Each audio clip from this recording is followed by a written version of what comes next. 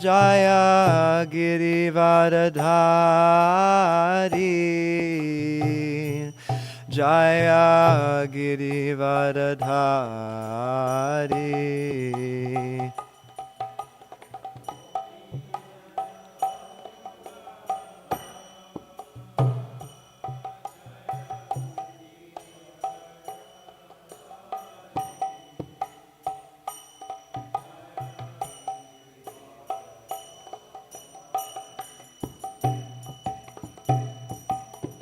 Yashodanandana Brajajanaranjana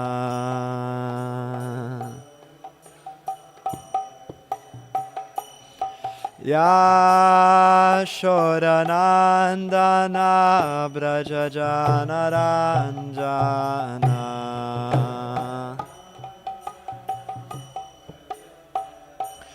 Jamunatira Vanachari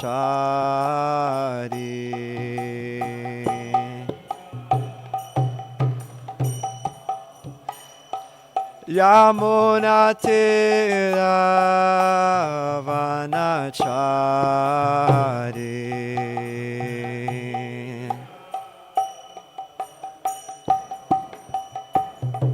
Jaya Radha Madhava Jaya Kunja Bihari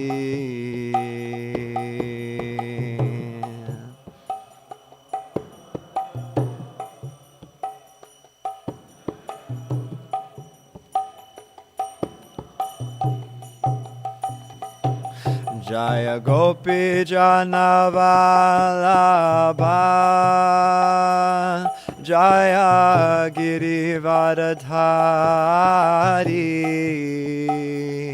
Jaya Girivardhari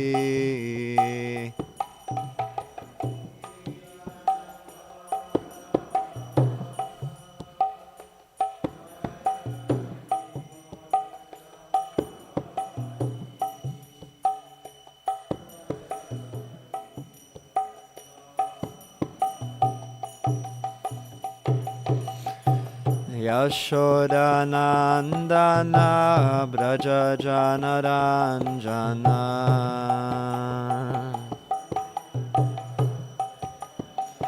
Jamunatira Vanachari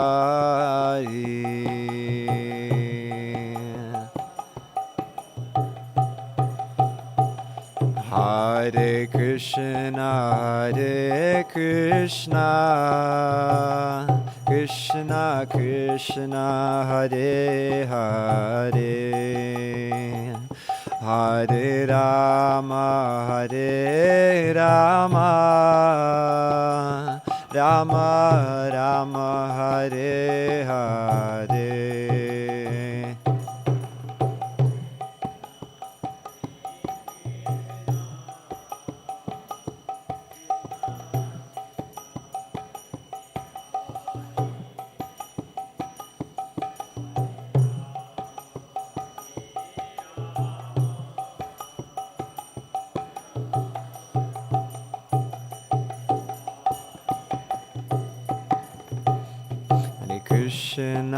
Hare Krishna, Krishna Krishna, Hare Hare, Hare Rama, Rama Rama, Hare Hare.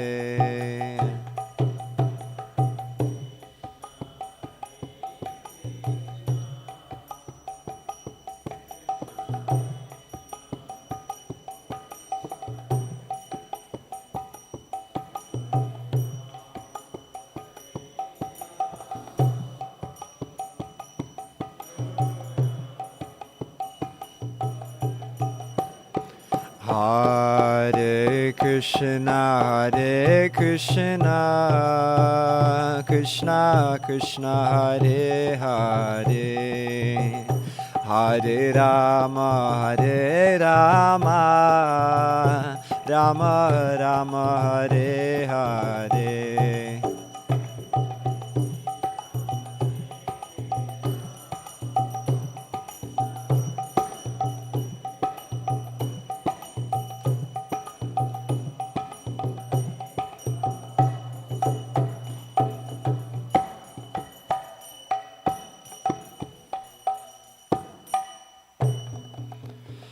Jayam Vishnupad Paramahamsa Parivrajagacharya Shota Dashata Shri Srimad. His Divine Grace Srila A.C. Bhaktivedanta Swami Srila Prabhupada Ki. Jayam Vishnupad Paramahamsa Parivrajagacharya Shota Dashata Shri Srimad. His Divine Grace Srila Bhakti Siddhanta Saraswati Thakur Goswami Prabhupada Ki. Anantakoti Vaishnava Vrinda Ki. Namacharya Srila Haridas Thakur Ki. Prem se kaho Shri Krishna Chaitanya Prabhu Nityananda Shri Advaita Gadadhar Shiva Sadi Gaura Bhakta Vrinda Ki. Shri Shri Radha Krishna Gopa Gopinath Sham Kund Radha Kund Giri Govardhan Ki. Shri Vrindavan Dham Ki. Mayapur Dham Navadvip Dham Ki. Purushottama Kshetra Jagannath Puri Dham Ki. Ganga Maya Ki. Yamuna Maya Ki. Tulsi Devi Ki. Bhakti Devi Ki. Yuga Dharma Harinam Sankirtan Yagya Ki. Transcendental Prasad Distribution Ki. Transcendental Book Distribution Ki. Samaveda Bhakti Vrinda Ki. Nitai Gaur Premanande. Hari Hari Bol. All glories to the assembled devotees. All glories to the assembled devotees. All glories to the assembled devotees. All glories to Sri Guru and Sri Gauranga. All glories to Srila Prabhupada.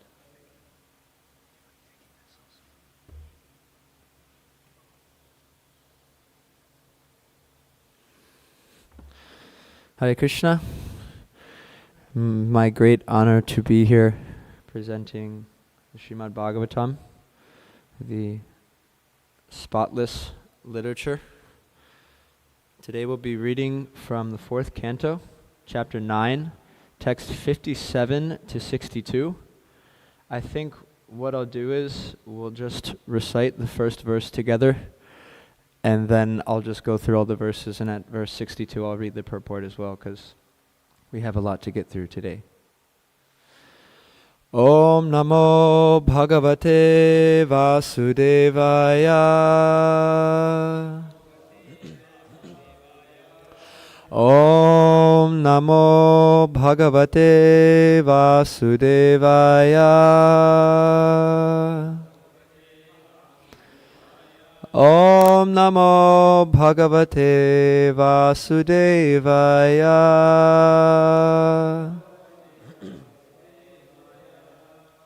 Narayanam namaskritya naram chaiva narottamam devim saraswatim vyasam tato jayamudirayet nashtaprayeshva bhadreshu nityam bhagavata sevaya bhagavati utamashloke bhaktir bhavati naishtaki srinvata swakatha krishna punya shavana kirtana hidantasto hyabhadrani virunoti suhritsatam.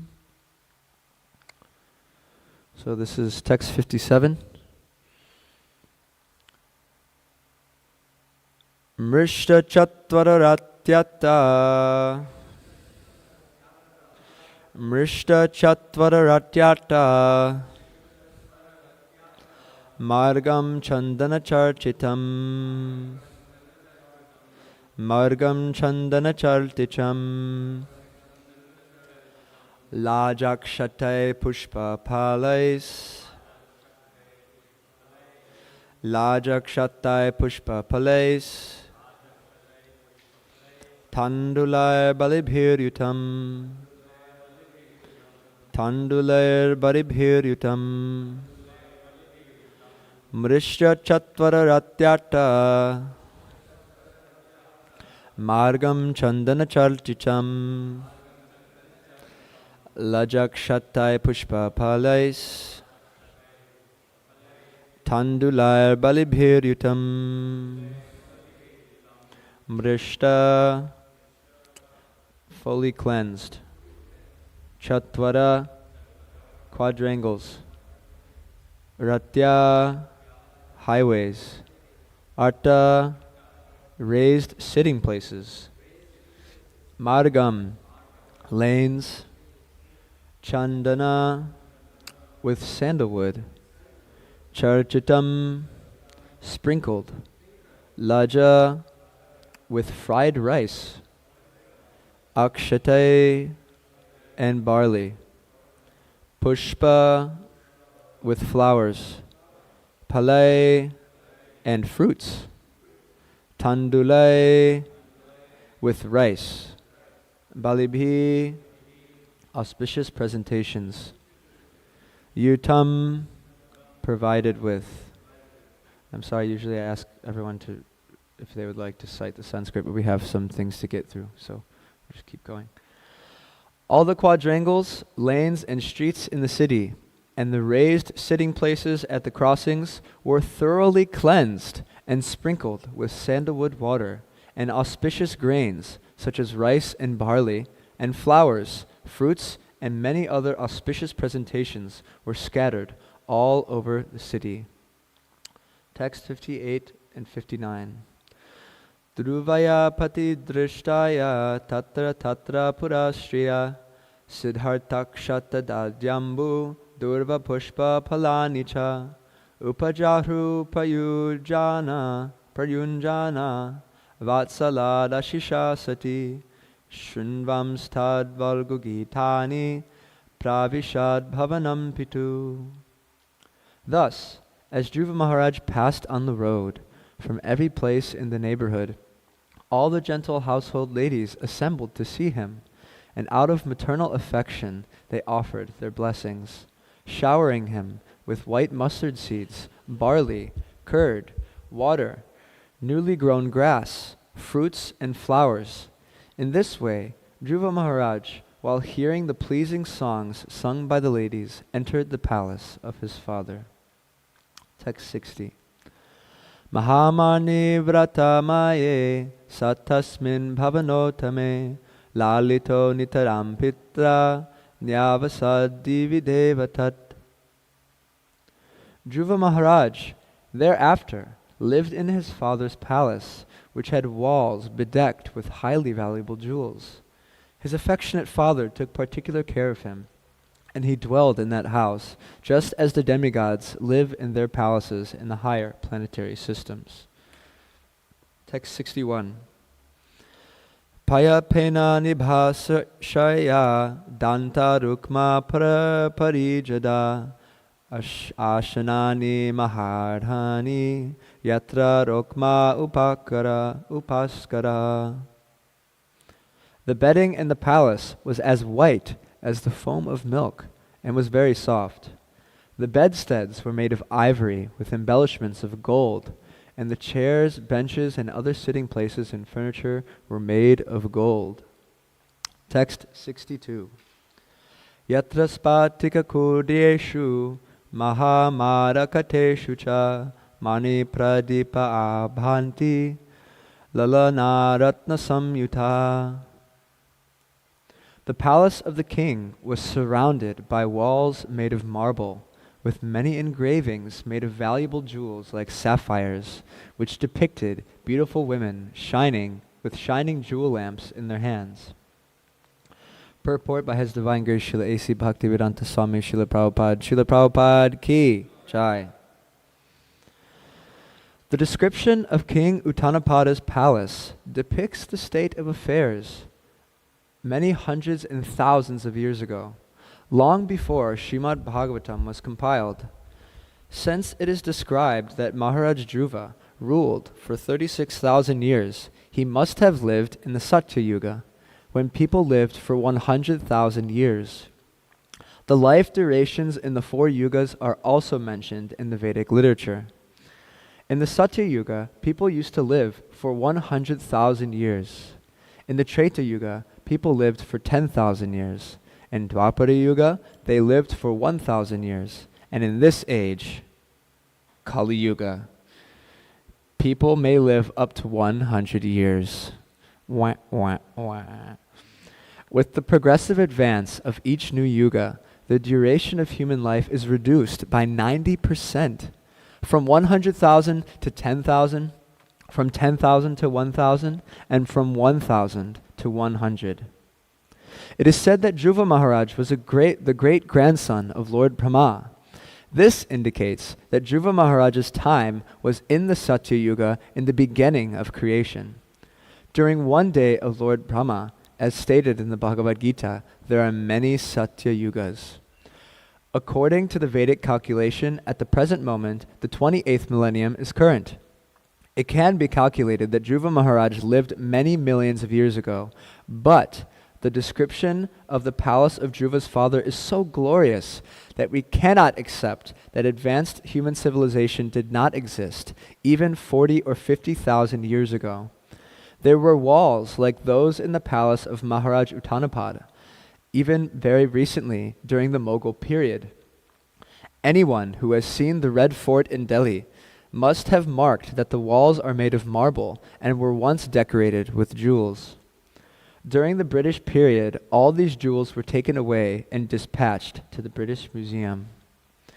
The conception of worldly opulence was formerly based mainly on natural resources such as jewels, marble, silk, ivory, gold, and silver.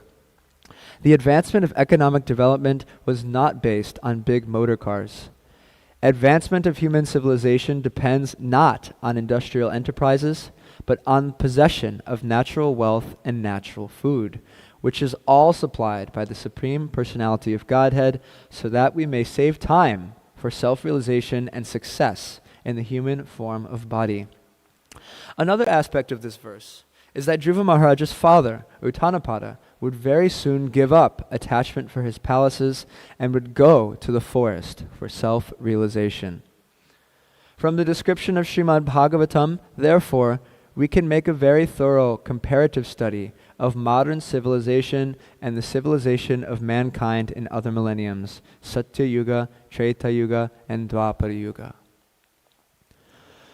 Om Jnanatimidandasya Jnananjana Shalakaya Chakshurunmilitam Jena Tasmai Shri Gurave Namaha Shri Chaitanya Manobhishtam Stapitam Jena Bhutale Swayam Rupa Kadamahyam Dadati Swaparantikam Vandeham Shri Guru Shri Yuta Padakamalam Shri Gurum Vaishnavamscha Shri Rupam Sagrajatam Sahagana Raganatanvitam Tam Sajivam Sadvaitam Savadutam Parijana Sahitam Shri Krishna Chaitanya Devam Shri Radha Krishna Padan Sahagana Lalita Shri Vishakhanvitamscha He Krishna Karuna Sindho Dinabandho Jagatpate Gopesha Gopika Kanta Radha Kanta Namostute Tapta Kanchana Gaurangi Radhe Vrindavaneshwari Vrishabhanu Sute Devi Pranamami Hari Priye Vanchakalpatarubhyascha kripa sindhubhya evacha patitanam pavanebhyo vaishnavebhyo namo namaha. Jai Shri Krishna Chaitanya Prabhu Nityananda Shri Advaita Gadadhara Shivasari Gaura Bhakta Vrinda. Hare Krishna Krishna Krishna Hare Hare Hare Rama Rama Rama Hare Hare.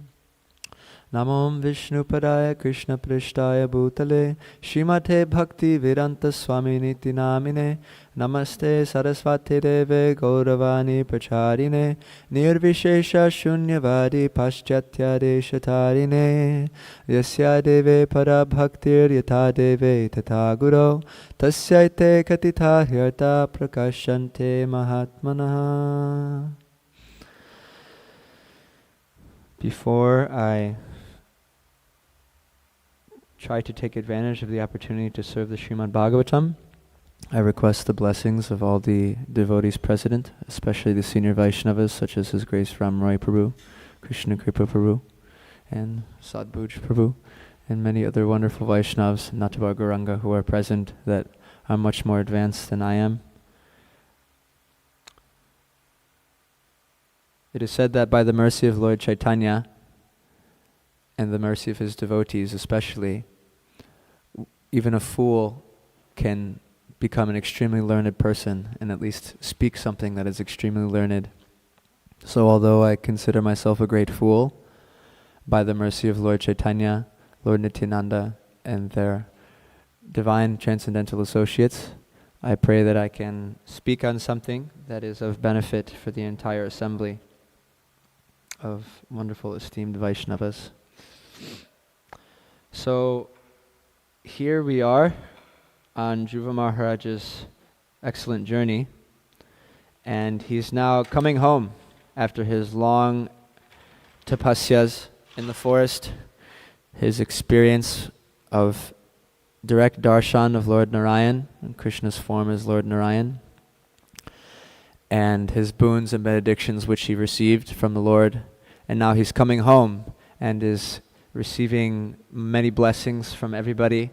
It's kind of like a, what we say in America, the rags to riches story, where a 5-year-old boy is rejected by a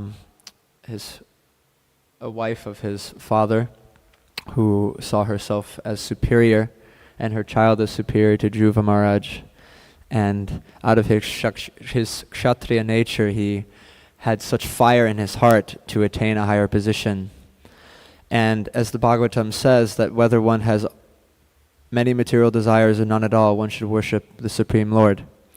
So this is what Dhruva Maharaj does. He receives divine instruction from Shripad Narada Muni, and by following the instructions of his spiritual master, he attained perfection. And what's even more amazing is that even though he had these material desires, through attaining this perfection, he realized that these desires he was having were worthless. And I couldn't help but think about when he was coming home and the beautiful descriptions. It made me think about another glorious story of a personality going home. Can anybody think of that story? Natabar? Huh? Okay, yeah, Gopa Kumar. Raj Mohan gets plus 10 bhakti points. So I was thinking about Gopa Kumar and how beautiful his story is, but also how beautiful the descriptions are when he enters into Vrindavan and meets Krishna. And so I was thinking today we would read from the Sri Brihad Bhagavatamrita, and then we can read some descriptions also about Vrindavan. So when Gopakumar enters into Vrindavan, we can read from other books in regards to this. But before we start, I wanted to read something nice from Srila Prabhupada when he speaks about the importance of chanting and hearing. So this is what Srila Prabhupada says. Now, when you chant Hare Krishna, if we chant mechanically, then the effect is different. I have already given you 10 kinds of offenses there are in chanting in Hare Krishna. So mechanical way of chanting is also another offense. So offenseless chanting. Of course, in the beginning, neophytes, we are apt to commit so many offenses, but we should be careful that the chanting should be offenseless. Then we shall realize that Krishna is present by his name. He is present. You'll realize and you'll have the same effect as you expect by meeting Krishna personally. You can see Krishna and you can hear Krishna because Krishna is absolute. There is no difference between seeing and hearing. That is the absolute sense. People give more stress on the eye. Oh, can you show me Krishna? Oh, you can't hear Krishna? Why do you give? This is also one sense. That is also another sense. Do you think by seeing you'll understand everything? You are seeing so many things daily. Do you understand? So this is all foolishness. That, can you show me? Now we have got so many senses. So perception through any sense, because he is absolute, the same effect. Either you see him personally or you hear him. Rather, hearing is better, because by seeing you cannot understand Krishna. When Krishna was present, all people saw him, but they could not understand Krishna. But one who heard of Krishna, even 5,000 years after, just like we are hearing, we can understand Krishna as far as possible. So hearing is most important thing. You'll find in the 13th chapter, Shruti Parayana. Shruti Parayana. Shruti Parayana means one who is very much eager to hear about Krishna. He's a very nice, qualified man. So hearing is a very important thing than seeing or touching or smelling. Hearing is very important. Hearing is so important. When all other senses are not acting, sleeping, no other sense is acting. As soon as telephone bell is called, you get up. No other sense will act. So hearing is so perfect. Therefore, according to Vedic principle, this hearing is a very important thing. Hearing. And one who is very much eager to hear about Krishna is very expert, because hearing is knowledge. So if we hear Krishna, about Krishna, his name, his fame, then Krishna is present before us. Such a nice quote. So I just wanted to re-emphasize that there's many ways I could have gone through this purport, because Prabhupada says some really wonderful things. For example, he speaks about the differences between modern civilization and ancient civilization. And I think just the basis is that in our Kali Yuga, it's so degraded. I mean, how many people on the street would you walk out and just like ask them if they wanted to speak about God? Like what to speak about Krishna or Krishna's wonderful pastimes. It's a very rare thing. But the Srimad Bhagavatam also states that the age of Kali is an ocean of faults. Kalir dhosha nidhe rajan. But there's astiyeka mahanguna. There's one good quality about this age of Kali Yuga, and that one good quality is kirtana deva krishnasya. By doing kirtan of Krishna. So it also means we're doing kirtan, we're glorifying the Bhagavatam, we're chanting Hare Krishna, we're going out and performing Harinam Sankirtan, but we're also hearing while doing these things. This is incredibly, incredibly important. And through that mukta sangha param vrajet, one can attain the highest platform. So we see like in Satya Yuga, they're living for hundreds and thousands of years. But one amazing thing is that they can't actually attain the perfection that can be attained within Kali Yuga. Why is that? It's because Lord Sri Chaitanya Mahaprabhu has descended in this age of Kali Yuga as the Yuga avatar, but also as an avatar that's very unique, which is the direct form of Radha and Krishna. And Mahaprabhu is giving what Krishnadas Kaviraj describes as Nama Prema Mala. He's garlanding the world with the holy name and is woven in prema. And not just any kind of prema, but Raj Bhakti prema. This is the topmost level of bhakti, of devotion, of love, in terms of tattva. So, we can pray to Lord Chaitanya before we start reading the Srimad Bhagavatam, and to our predecessor acharyas, that they may allow us to enter into reading these subjects and allow us to deeply internalize them and utilize them so that we can progress in our devotional life.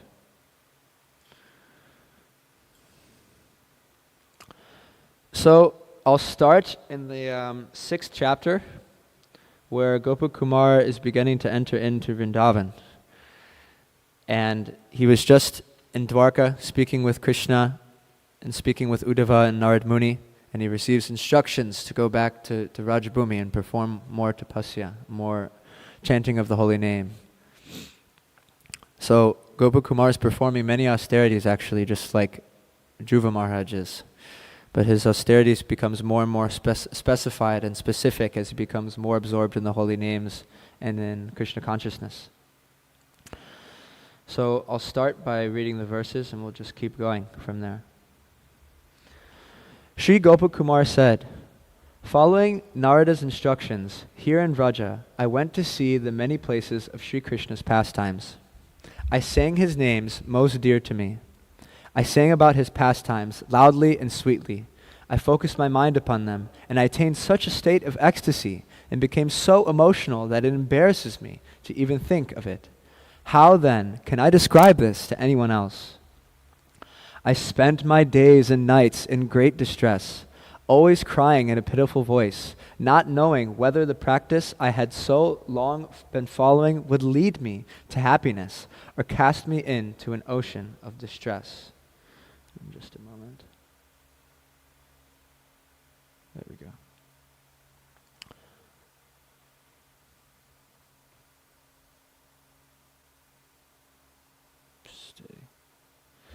I couldn't tell whether I was living in the flames of a forest fire or in the supreme nectar of the clear, cool waters of Sri Yamuna.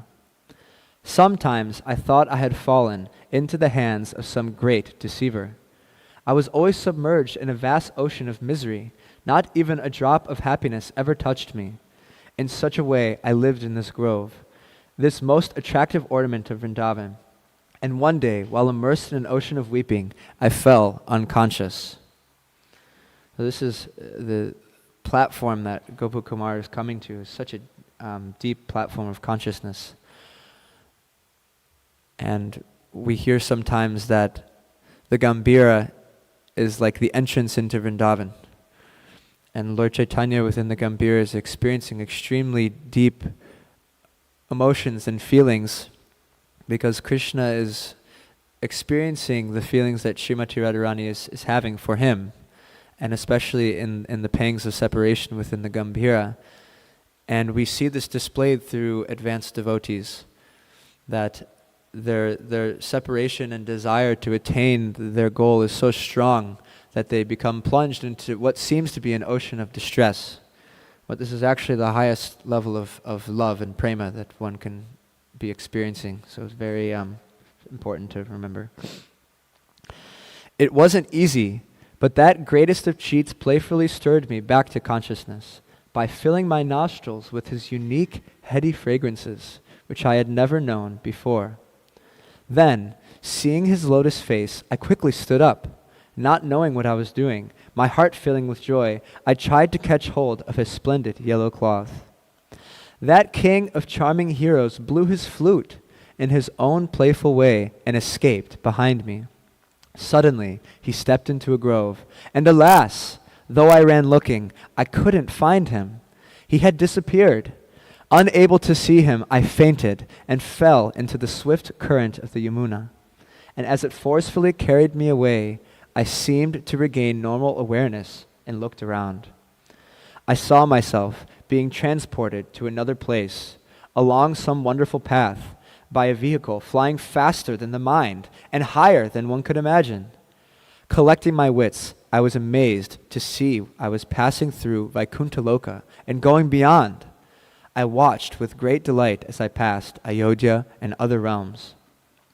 I arrived at the shining world above all others, Sri Goloka, which I had long aspired to reach. Everything there appeared the same as in this divine Mathura Mandala of the spiritual world. Of the material world, my apologies. In that original land of Mathura, I visited Mathura city. I was surprised and happy to see that it resembled Mathura here on earth.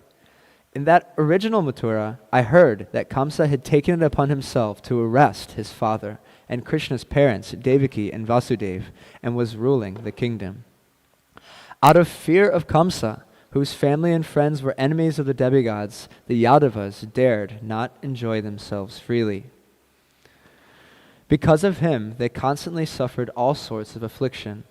Some of the Yadavas escaped elsewhere, and others took shelter of him. I was too afraid of Kamsa, so as soon as I finished bathing at the Vishvanti Ghat, I hurriedly left Mathura and went to glorious Vrindavan. In that realm, beyond the reach of all the demigods, planetary rulers, and personal attendants of the Supreme Lord, I saw that life was going on, just as here in the Aryavarta country, in Bharatavarsha on earth. The sun was rising, and the other natural events were taking place every day in the sky. And on the land, the people were speaking and behaving in the same way as here. I was stunned by astonishment, extreme astonishment, and immersed in an ocean of ecstatic rasa. After a few moments, I saw some men, who might have been cowherds, wandering in the forest with some ladies, advanced in years and also wearing cowherd dress, who were picking flowers. The people there were different from anyone I had ever seen. Someone, it appeared, had stolen the wealth of their hearts and had left them helplessly in love with him.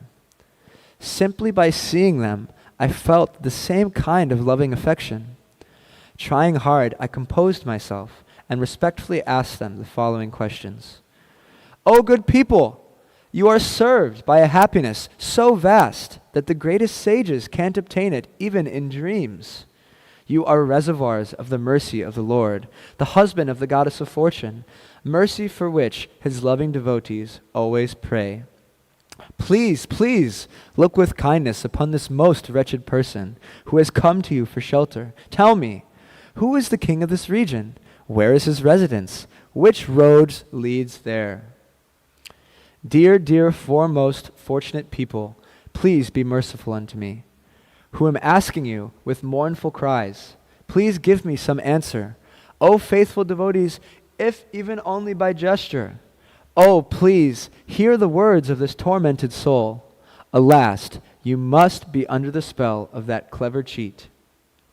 In this way I moved here and there, anxiously questioning each person I met. And as I made my way forward, I came to the pasturing grounds of the cowherds. Looking in all directions, I spotted in the distance a town adorned with the essence of all sweetness. On one side of that town, all I heard wonderful songs sung by cowherd women, and the charming sound of the churning of butter and the jingling of bangles. Trying to subdue my agitated joy, I walked forward and came across a seated elderly gentleman, sobbing profusely, incessantly chanting, "Krishna! Krishna!" With some skillful effort, I made him speak, and I heard him say in a choked voice that this town belonged to Nanda, the king of the cowherds, Sri Krishna's father. As soon as I heard those words, I fainted, overcome with delight. After a moment, that compassionate old man revived me, and I ran ahead and approached the gateway of the town and sat there in the gate. And there I saw by the hundreds of thousands and tens of millions all sorts of wonders, unseen, unheard of, unimaginable by anyone of this world. O best of Brahmanas, I couldn't discern whether the people there were all enjoying the highest bliss or suffering in the grip of terrible misery. So Sri Gopakumar is entering into Vrindavan and is seeing magnificent sights that he's saying couldn't even be told, or unseen, they're unimaginable at anyone of this world. And I was thinking about, there's a wonderful description in Srila Kavi Karnapur's book, Ananda Vrindavan Champu, about even just the trees of Vrindavan. So I was thinking we can read a little bit from that.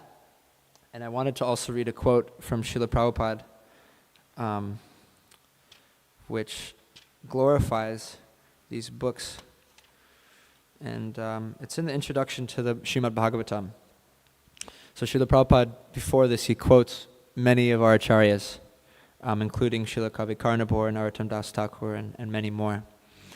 And he says this: "They were great and renowned scholars and devotees of the Lord, who have prepared voluminous books and literature on the life and precepts of the Lord.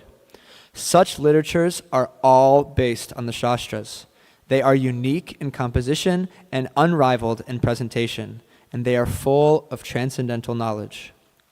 Unfortunately, the people of the world are still ignorant of them. But when these literatures, which are mostly in Sanskrit and Bengali, come to light in the world, and when they are presented before thinking people, then India's glory and the message of love will overflood this morbid world, which is vainly searching after peace and prosperity by various illusory methods." So we pray to Srila Prabhupada that by his mercy we can read something very nice from Ananda Vrindavan Champu. And it's a wonderful description about the forest of Vrindavan. So this is a wonderful time to get into a mood of meditation. When we hear something from Shastra, Prabhupada says that reading is smaranam. So it's shravanam and it's also smaranam. So when we're hearing and reading, we can think about these things that our acharyas are bestowing upon us and work to develop the desire and an intense determination, like Srila Dhruva Maharaj and our dear Gopakumar, to attain this most wonderful abode. Although Vrindavan is covered with many kalpa vrikshas Mandara Bahulam. It is also a pleasant place for good people. It is splendid with bakula trees, laden with leaves and fresh flowers.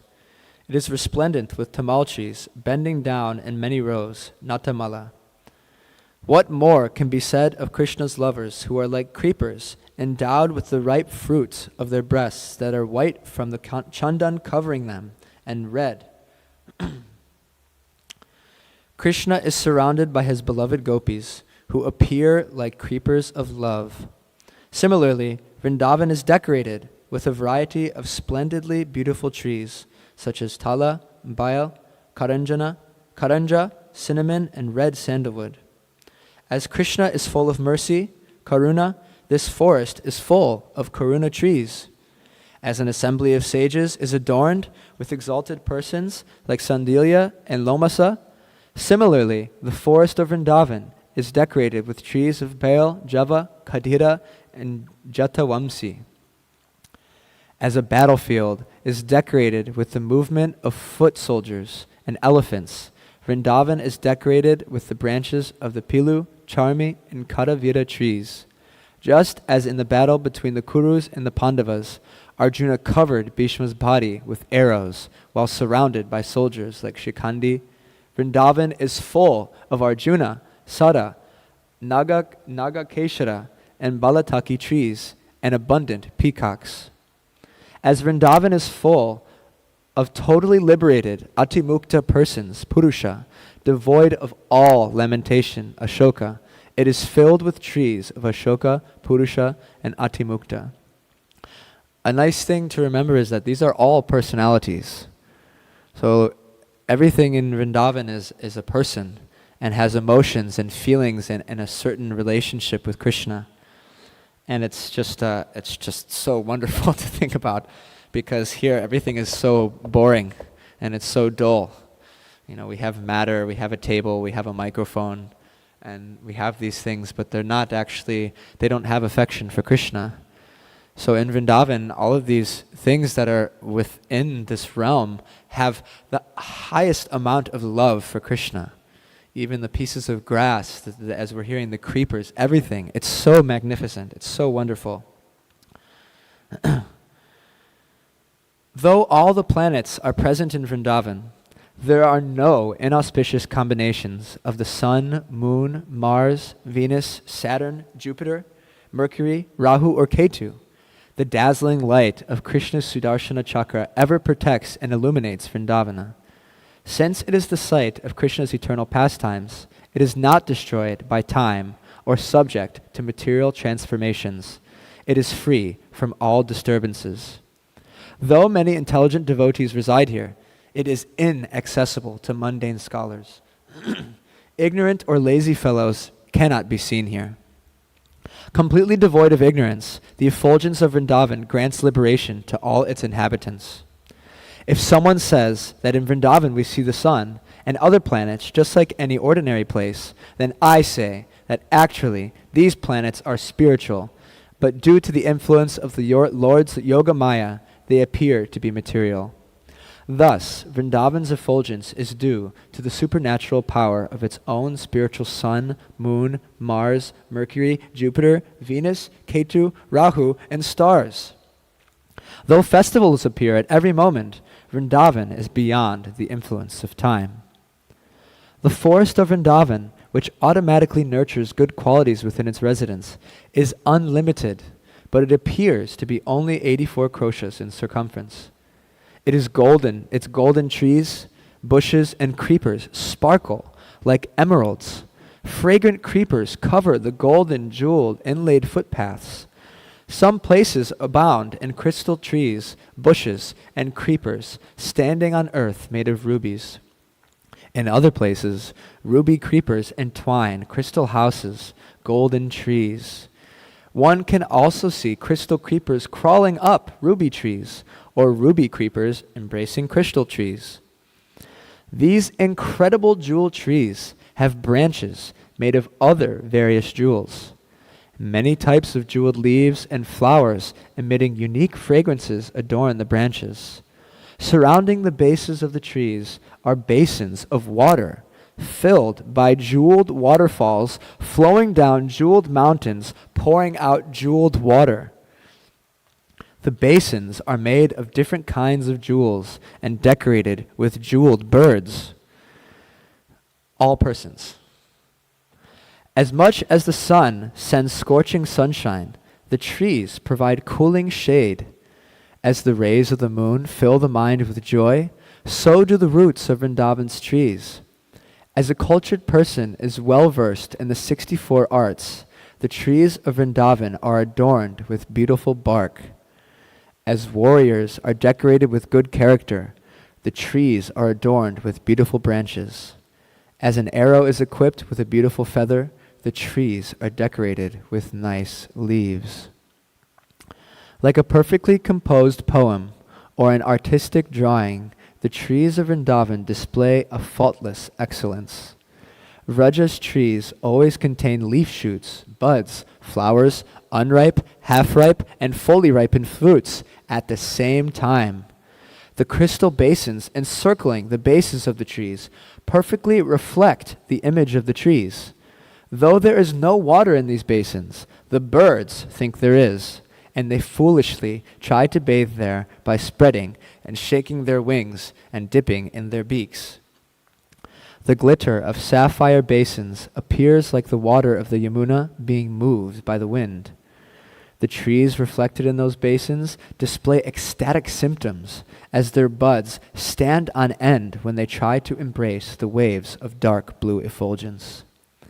Bathed in the reddish light of ruby basins, some trees appear to be dyed with red with lac, or as if the sap, rasa, of attraction to Krishna is oozing out, having no room within their bodies. Though completely spiritual and endowed with various powers, these trees, as well as the Lord himself, appear to be material to the mundane eye.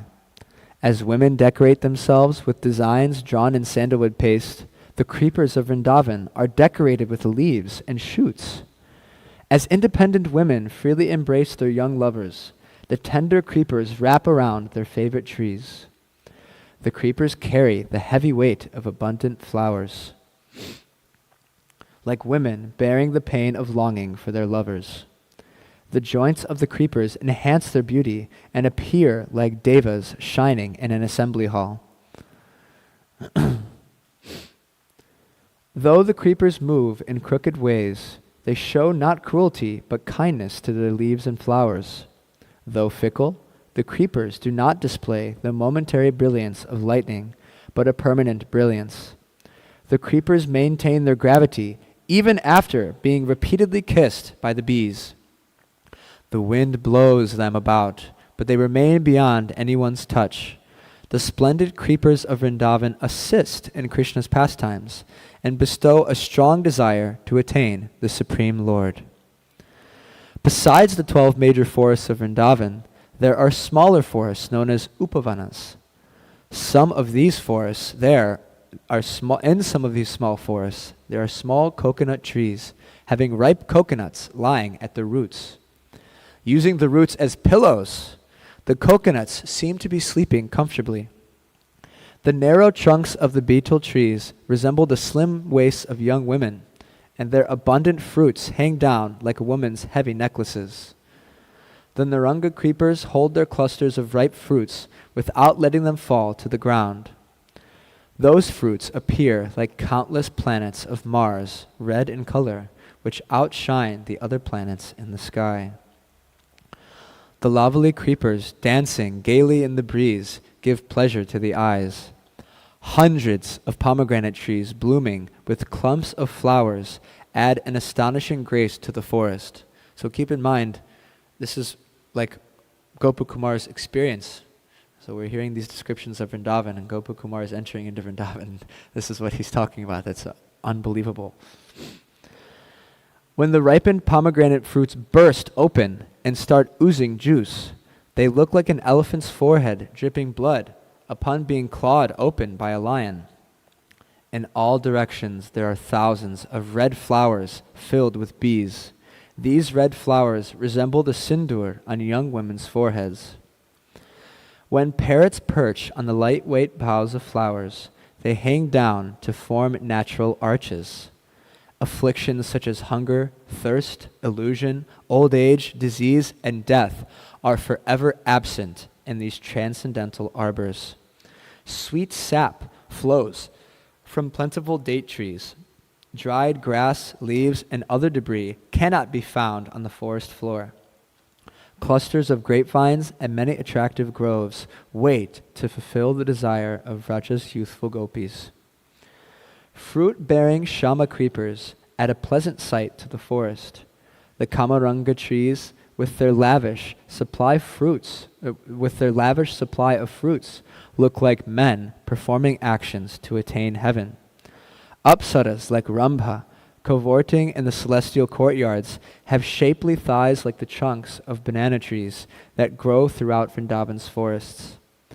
Towering tala trees ornament the forest scenery, just as a variety of pleasant rhythms, talas, accent a song. Ripe jackfruits, ready to fall, saturate the forest air with a heady fragrance, like karmic workers waiting to descend from heaven after tasting the ripened fruits of many sacrifices. Bountiful bilva trees appear like numerous dancers in a theatrical performance. The black jama trees diminish the light of the forest, as the jambu trees on Jambudweep reduce the effulgence of Mount Meru. As Badarik Ashram shelters the ascetic worshippers of Narayan, these forests shelter many Jujuba orchards. Such an incredibly beautiful description of the spiritual world. And Gopa Kumar is entering in, and this is just a glimpse. I mean, we really don't, we can't even begin to imagine the immense glory of Vrindavan. And what Srila Prabhupada is bestowing upon us, it's unimaginable. And so, as Gopa Kumar is entering, he is waiting for Krishna to come, so he's staring down the path. And now we're going to read about Krishna returning from the pasturing grounds and Gopa Kumar attaining his goal, like Dhruva Maharaj has done.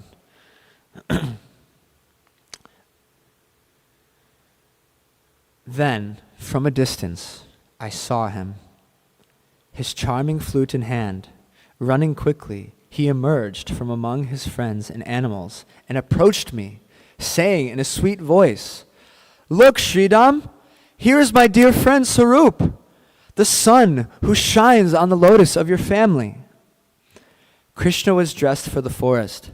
His garments, earrings, and peacock feather crown all swayed to and fro, and so did his garland of kadamba flowers.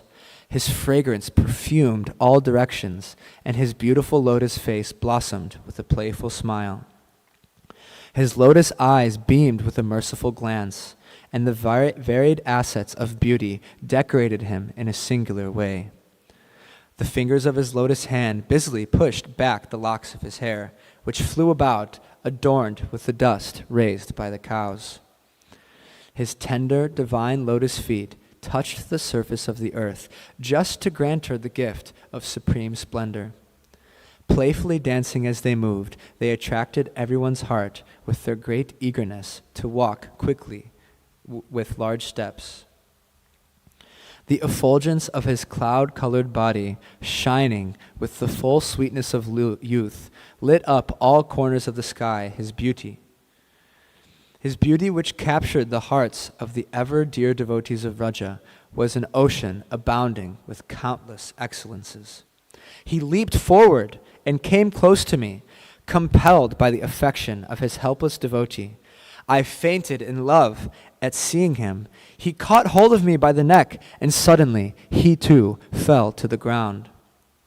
A moment later, I reawoke and carefully freed my neck from his grasp. I stood up and saw him on the ground, unconscious, covered with dust. He was moistening the path with his tears. Some gopis came and said, "Look, who has come here? What has he done? He has put our life and soul into such a state. Alas, alas, just see. People of Vraja, now we are all dead. This must be some servant of that great wizard Kamsa. Lamenting in many ways, the gopis cried loudly in distress as they surrounded Krishna. Then from behind, several groups of cowherd boys quickly approached. Seeing him in such a state, they cried with pitiful voices.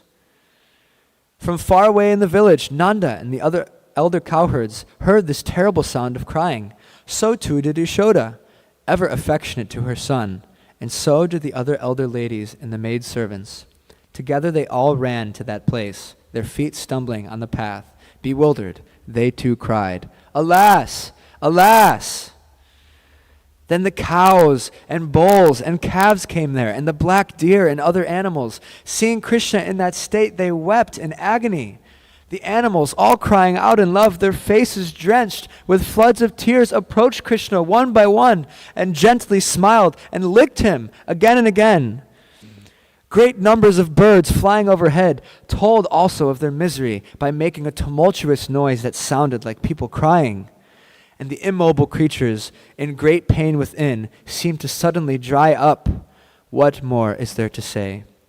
All beings, moving and non-moving, were on the verge of death. As for me, I was drowning in a vast ocean of sorrow. Confused about what to do, severely tormented, I put Krishna's feet on my head and began profusely sobbing and lamenting. When he put Krishna's feet on his head, he could see how beautiful, soft, and attractive they were. Then Lord Balabhadra, Krishna's older brother, quickly arrived from some distance away, full of fear. White-complexioned and arrayed in blue garments, he appeared charming, for he was the same age as Krishna, and as nicely dressed. Lord Balabhadra, that most skillful of persons, cried for a moment, but then seemed to regain his composure, and looked all around. With great care and attention, he made me hold his younger brother by the neck with my arms. He wiped Krishna's beautiful limbs clean with my hand, and made me loudly call out to him with many plaintive cries. Then he made me lift Krishna up from the ground. Suddenly, Krishna opened his eyes. Sealed till then by a flood of tears, seeing me, he joyfully embraced me and kissed me, but then he looked around and became embarrassed. That best of lords took my hand in his own left lotus hand, and received me as a long-lost bosom friend. He asked me various questions.